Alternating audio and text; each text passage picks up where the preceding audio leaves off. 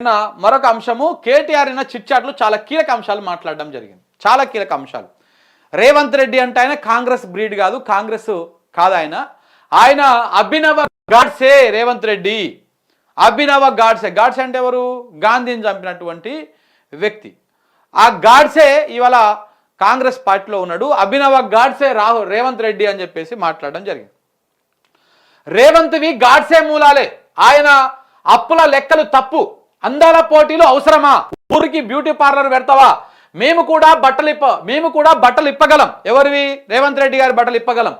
రేవంత్ నీ భాగవతం మొత్తం తెలుసు. ఎక్కడెక్కడ గోడలు దూకుతావో తెలియదా? సెల్ఫ్ డ్రైవింగ్ తో రేవంత్ ఎక్కడ ఎందుకు పోతున్నట్టు? రేవంత్ దాటిన గీతలు రేఖలు వాణీలు బయట పెట్టాలా? ఎక్కువ మాట్లాడితే ఫోటోలతో సహా బయట పెడతాం. నీ వ్యవహారం తెలిస్తే ఇంట్లో అన్నం కూడా పెట్టరు. నిండు సభలో రేవంత్ బజారు భాష చిట్చాట్లో రేవంత్ బీఆర్ఎస్ వర్కింగ్ ప్రెసిడెంట్ కేటీఆర్ అన్న మాట్లాడినటువంటి మాటలు చాలా దుర్మార్గం అయిపోయినాయి రాజకీయాలు. ఇవాళ నేను కేటీఆర్ గారు మాట్లాడినా, మొన్న రేవంత్ రెడ్డి మాట్లాడినా, అంతకుముందుకు పిసిసి అధ్యక్షుడు మాట్లాడినా, ఈ అన్నిట్లో నేను ఏకీభవించట్లా. పర్సనల్ వెళ్ళిపోయింది మొత్తం కంప్లీట్గా. రాజకీయాలు చాలా దుర్మార్గంగా దరిద్రంగా తయారైపోయినాయి. దీనికి ఆజ్యం పోసింది ఎవరు? ఇదే రేవంత్ రెడ్డి. ఏ ఆరోపణలు చేసి ఏ రకంగా ప్రజలలో దగ్గర ఏదో రకంగా మాస్ ఫాలోయింగ్ సంపాదించిండో రేవంత్ రెడ్డి. ఆయన అప్పుడు పిసిసి అధ్యక్షునిగా ఉన్నప్పుడు ఏం చేస్తుండే? పిసిసి అధ్యక్షునిగా ప్రతిపక్ష నాయకుడిగా ఉన్నప్పుడు ఇదే రేవంత్ రెడ్డి ఏం చేస్తుండే? పొద్దుగాలు లేస్తే కేటీఆర్కు రకరకాల వాళ్ళతోని లింకులు పెట్టి వాళ్ళ ఫ్యామిలీలలో రకరకాల మాటలు మాట్లాడి పర్సనల్ విషయాలను, లేనిపోని ఆరోపణలను నీకు బురద ఊస్తా, నువ్వు అడుక్కో. పుయ్యడం మాత్రం ఈయన ఊస్తాడు. ఏదో ఏ సందర్భం లేకపోయినా ఇదేదో రకుల్ ప్రీత్ సినిమా అనుకున్నావా అని అంటాడు. ఇదేదో సమంతతో అగ్రిమెంట్ అనుకున్నావా అంటాడు. ఏవేవో ఇట్లా మాట్లాడి ఇంత చిల్లరగా మాట్లాడండి రేవంత్ రెడ్డి. బాగా జాప్తా మాట్లాడి వీడియోలతో సహా ఉన్నాయి. నేను మననే చూపించిన 15 నిమిషాల పాటు. రేవంత్ రెడ్డి నోరు తెరిస్తే పచ్చి బూతులు. ఒక వ్యక్తికి ఏ రకంగా అంటగడితే ఆ వ్యక్తి స్థాయి తగ్గిపోతుందో, అంటే అతని క్యారెక్టర్ని అసాసియేషన్ చేసేటువంటి కార్యక్రమంలో భాగంగా రేవంత్ రెడ్డి ఆరితేరిపోయి ఇలాంటి వ్యవహారమే చేసిండు. మొత్తము రంగు కట్టేటువంటి వ్యవహారమే.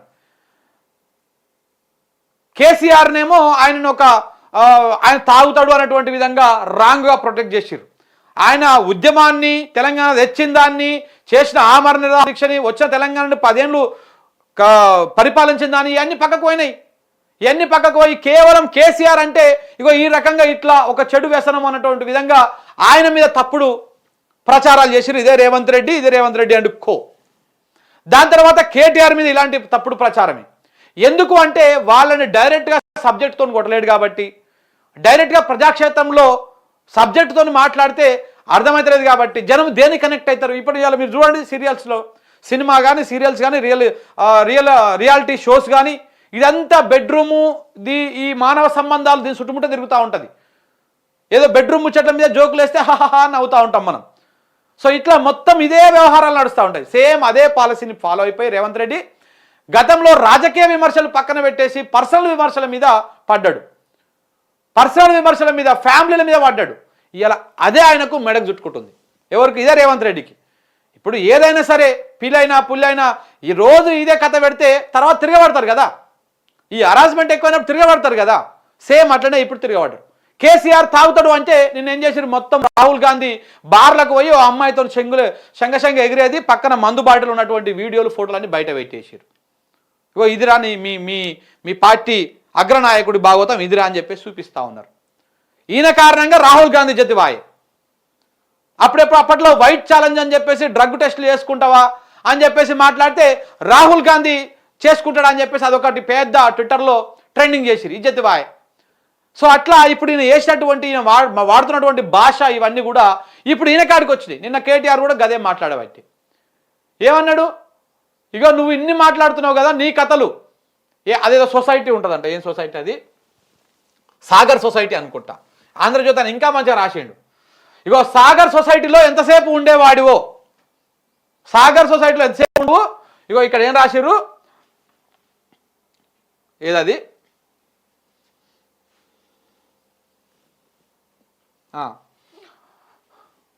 ఏంది? దాటిన రేఖలు, గీతలు, వాణీలు వాళ్ళ మొత్తం ఉన్నది అని చెప్పేసి ఇట్లా ఇదంతా పర్సనల్.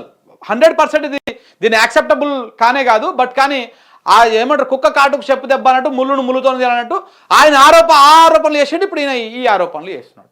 ఇది రాజకీయం మొత్తం గబ్బు అయిపోయింది. తెలంగాణ రాజకీయం కంప్లీట్గా గబ్బు అయిపోయింది. అది ఎవరు స్టార్ట్ చేసిండు? ఇదే రేవంత్ రెడ్డి స్టార్ట్ చేసిండు. ఇప్పుడు ఆయన దాంతో మళ్ళా ఇలా బ్లేమ్ కావాల్సినటువంటి పరిస్థితి వస్తుంది. దాంతో అది కావాల్సి వస్తుంది. ఎప్పుడైనా సరే గుర్తుపెట్టుకోండి, ఇన్స్టంట్ బూస్ట్ అనేది ఎప్పటికీ పనికి రాదు. ఇన్స్టంట్ బూస్ట్ అప్పటికప్పుడు వచ్చేటువంటి ఉత్తేజము, అప్పటికప్పుడు కార్యకర్తల్లో జోషి రావాలని పర్సనల్ కుటుంబాల విషయాలను అన్నింటినీ రాజకీయాలకు వాడుకుంటే రేపు అదే విషయం నీ దానికి వస్తుంది. మొన్న నువ్వేమంటివి అసెంబ్లీలో, నా బిడ్డని నా భార్యని అంటారా అధ్యక్ష? నా బిడ్డని నా భార్యని అంటే నాకు నొప్పి అవుతుంది, మీకు కాదు కదా అంటారు. మరి అవతల మీద నువ్వు మాట్లాడినప్పుడు రేవంత్ రెడ్డి ఆయన కొడుకుని కేటీఆర్ కొడుకుని పట్టుకొని మోటుగాడు చిట్టినాయుడు అని మాట్లాడినప్పుడు ఆ రోజు ఆయనకు బిడ్డ, ఆయనకు కొడుకు, ఆయన మనసు ఎంత నొప్పుకొని ఉంటుంది.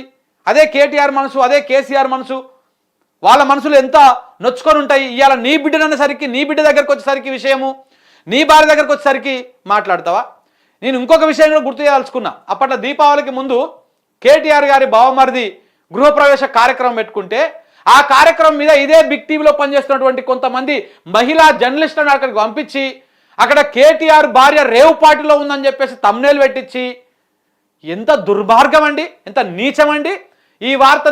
ఈ వార్త అక్కడి నుంచి పెట్టి ఏమైతుంది రేపన్నాడు అధికారం మారిన తర్వాత? ఆ రేవు పార్టీ ఏందో, ఆ కథ ఏందో అవన్నీ తేలదా?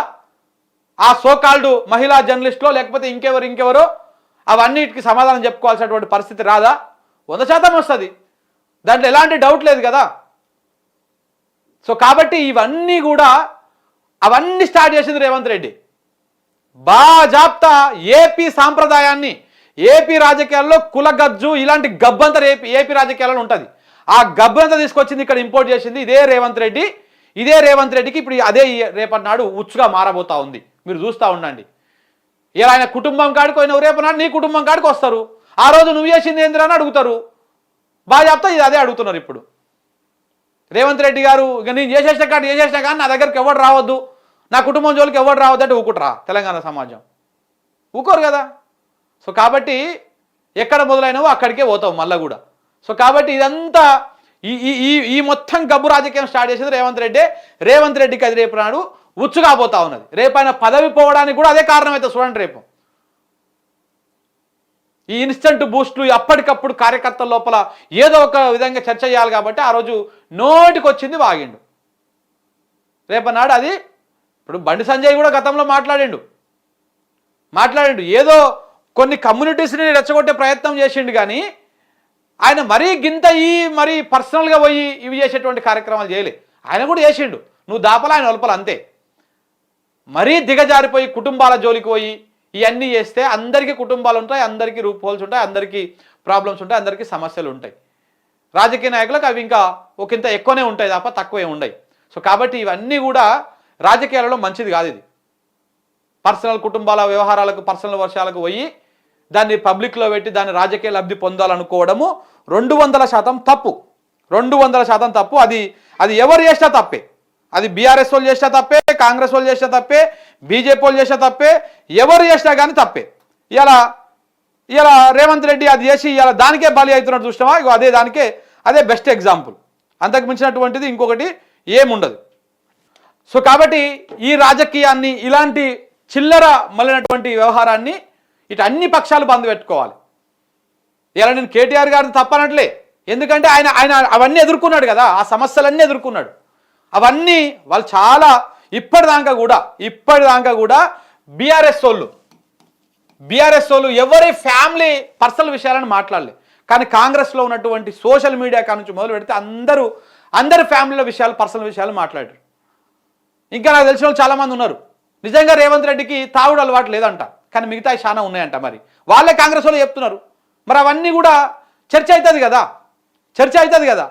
కాబట్టి ఎప్పుడు కూడా ఎవరి వ్యక్తిగత విషయాలు, ఎవరి విషయాలు, వాళ్ళ ఫ్యామిలీ విషయాలు వాళ్ళకు ఉంటాయి. రాజకీయంలో పబ్లిక్లో ఉన్నప్పుడు రాజకీయాల గురించి ఈ పార్టీ సిద్ధాంతం, ఆ పార్టీ సిద్ధాంతం, ప్రజల సంక్షేమము, ప్రజల ప్రయోజనాలు వీటి గురించి చుట్టుముట్ట తిరగాలి. కానీ పర్సనల్ విషయాలకు పోతే ప్రతి ఒక్క మనిషికి ఏదో ఒక రకమైనటువంటి సమస్యలు ఉంటాయి.